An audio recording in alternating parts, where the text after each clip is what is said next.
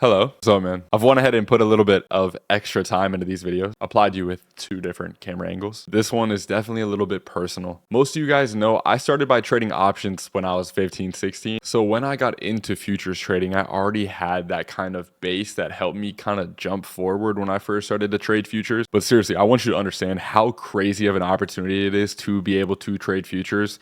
Everything about it is insane. And I want you guys to take full advantage of it as much as possible. And I want you to take full advantage of this as much as possible. And the first step to that is avoiding the mistakes that I did. I want you to be able to learn and understand from my losses. Take what I've learned, especially if you're someone who's kind of just getting into all of this stuff, man. You can give yourself that same exact boost that I had from starting with options and getting into futures, making it so much easier for you to actually progress and especially be able to get to that final point where you want to be a lot quicker. This video is specifically about all of the things that I would tell you to avoid to make sure that you are, one, saving your capital. I want to make sure you get to your goal with the least money spent as possible, applying yourself as a professional, making sure that when you do step into the ring with this, you're actually approaching it from a professional's aspect, giving yourself the best opportunity to succeed, especially long term. And finally, the thing that I want to make sure you understand before I give you this information is my perspective on this is going to show you so much more than anybody else on this app. I've always considered myself one of the best distributors of knowledge in this space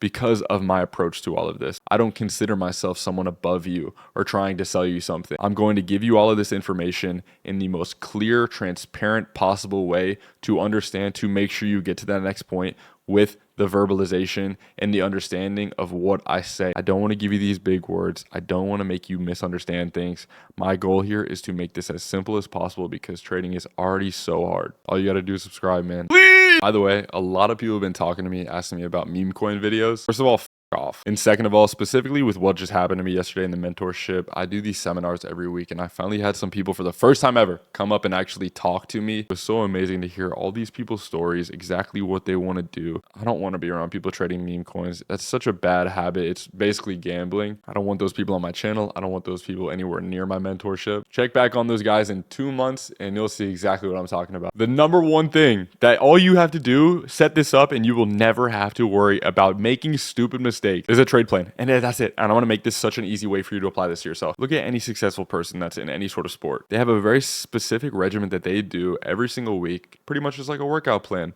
How you go to the gym and you do legs one day and you do arms and then you do abs and then you do chest and tries and you do back and buys and then you do shoulders and whatever. This is how you need to approach the market every day. You don't just need to wake up and just walk in with no outcome. If you know how many minis you're going to use every day, how many trades you're going to take, how many days you're going to trade in the week, how much you want to lose or win every day. If you can set this up prior, which only takes 5 minutes of your life, you're going to give yourself the opportunity, again, to throw out all of these psychological problems that come with being a trader, which are the number one thing that makes most people fail. This is what I was talking about building that character of a professional. These guys are so systematic. They know exactly what they're looking for every single day, pre-planning out every outcome to make sure that they understand that there is no outcome that they do not have pre-scheduled in their mind, making sure that emotions get completely put on the sideline. Set up a plan for yourself. Understanding this one mind tweak, and another reason why funded accounts just love getting you, is this simple thing. This would have saved me so many funded accounts if I just understood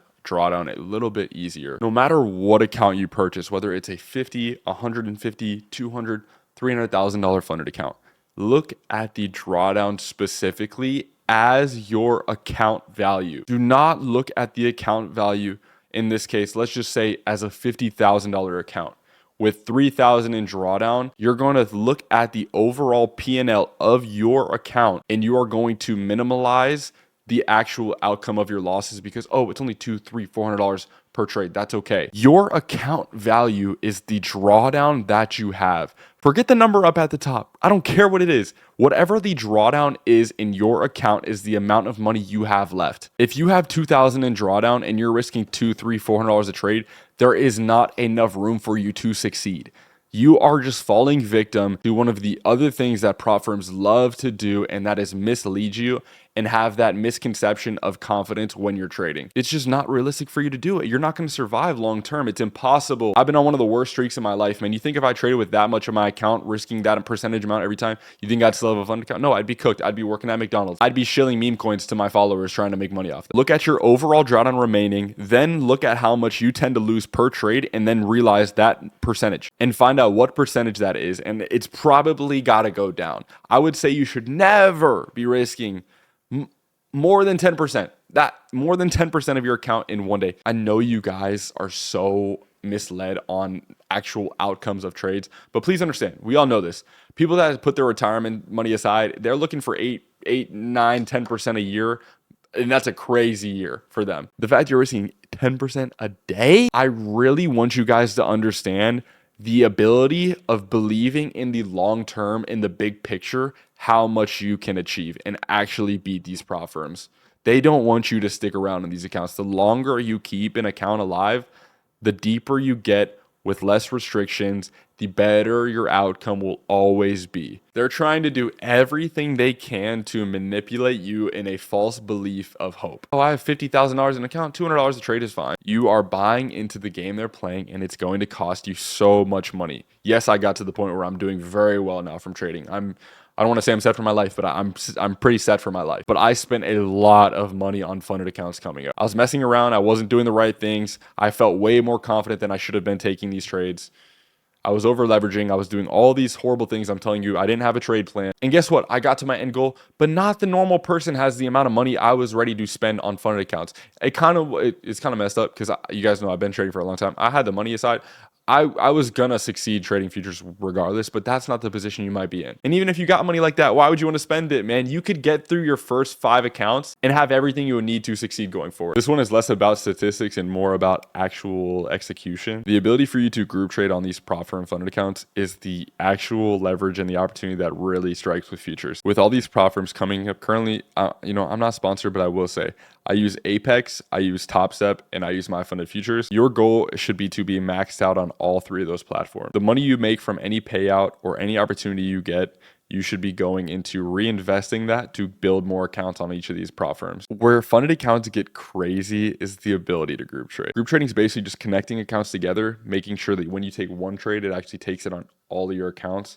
So it actually is risking the same amount, but you're actually, in 5, 10, 20x in your profits. It just takes the trade on all the accounts with the same amount of contracts. So again, each of these accounts have pretty much the same drawdown because I always group trade, meaning I'm only risking $200, $300, $400 an account, but you times that number by how many accounts you're trading with, and that's when the profit really rolls in because I'm only taking one trade, but it's actually distributing it across all these accounts, making pretty much it just more, meaning I just make more money from taking one trade. That's where the actual leverage comes in with these funded accounts. And that's really the thing that made me just drop everything with options and just get fully into futures. And this is something crazy as well. I need to address this as well. A lot of people will love to pass funded accounts and they'll just jump right into it. Now you might be in a position where you're comfortable enough to do that and feel ready to actually trade on live accounts, but it's hard. And there's obviously a lot of people fail them.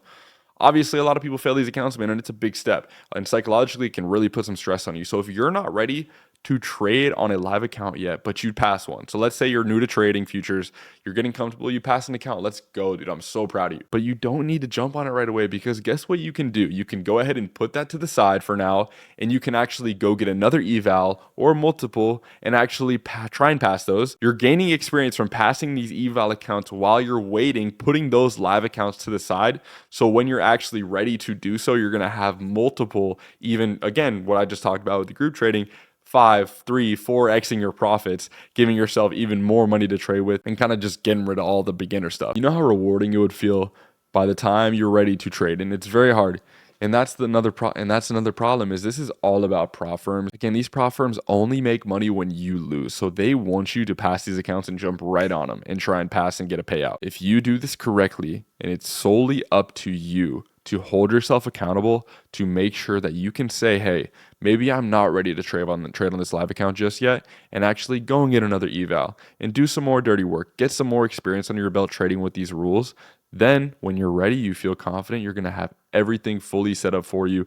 every opportunity in the world, and you're going to have so much more confidence going forward because you've done more time on them. The number one reason why this took me so long to become profitable and so long to see success was the accountability. I was not ready. I'm 20 now, man. I feel like I'm 45, dude. I've spent so much time trying to get like knowledge. I've been doing this for as long as I can maturely like remember anything. And I'm just now feeling that confidence and overall belief in what I can do. It's so hard to be losing and be able to say, hey man, I'm not ready to do this, or I need more time to understand this. And that's the real reason why people can't do this, is because no one can hold themselves accountable, bro. So if you are watching this, you're obviously really serious about this stuff. That's the one thing you have to be able to look in the mirror and tell yourself the real situation. Because doing that is so great, because now you have the opportunity to address what's going on. And it's hard, man. It's so hard. That's why I say a lot of people should be in a mentorship so they can have this stuff said to them. This is all trial and error. This is all experience. The number one thing that I have over you is experience, and there's nothing you can do about it. But watching these videos, building and actually trying to do this correctly is going to save you so much time and get to exactly where I'm at a lot quicker than it took me. Every person that I met that either follows me or subscribed to me is such an amazing person, man. And I'm just so thankful again to have a platform to do this. I believe you're here for a reason, man. And I'm so proud of you for going out of your way to do this stuff. You're going to see the results you want, man, but it's going to take the work. And I know you can do it. But again, it's up to you, man. I wish I could jump through this camera right now and set you straight, bro. Even if you're in my mentorship or not, man, it's very hard to take someone else's advice. You have to trust your own word. Make sure you're holding yourself accountable and take advantage of the opportunities you have in front of you, bro. And you're going to speed this process up a lot. You can do this, man, because I'm doing it. And I'm barely past high school, bro. Please subscribe, man, and have a good rest of your night, man.